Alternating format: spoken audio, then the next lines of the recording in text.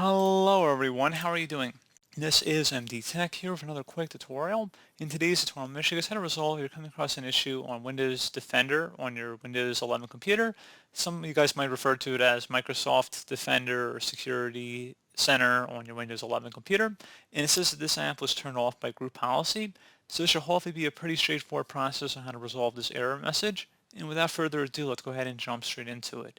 So first thing I recommend doing would be to open up the search menu and type in regedit. Best match should come back a registry editor. Go ahead and right click on that and select run as administrator.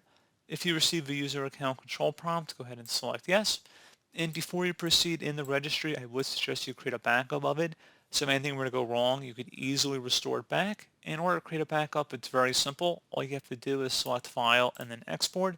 File name, I'd recommend naming it the date in which you're making the backup. Set export range to all and save it to a convenient and easily accessible location on your computer.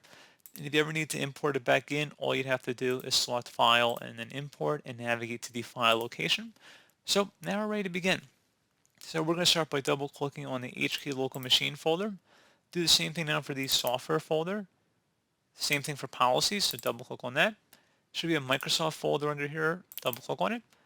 And then finally, there should be a Windows Defender folder. Just left click on that one time. If you need to pause the video and take note of our file path, it's up at the top of the screen here. Each backslash is a different subfolder we've gone under up to this point. So anyway, on the right side now, there should be a DWORD value that says Disable Anti-Spyware. Just go ahead and right click on that and select Delete. Select Yes. And now you want to go ahead and close out of here and restart your computer.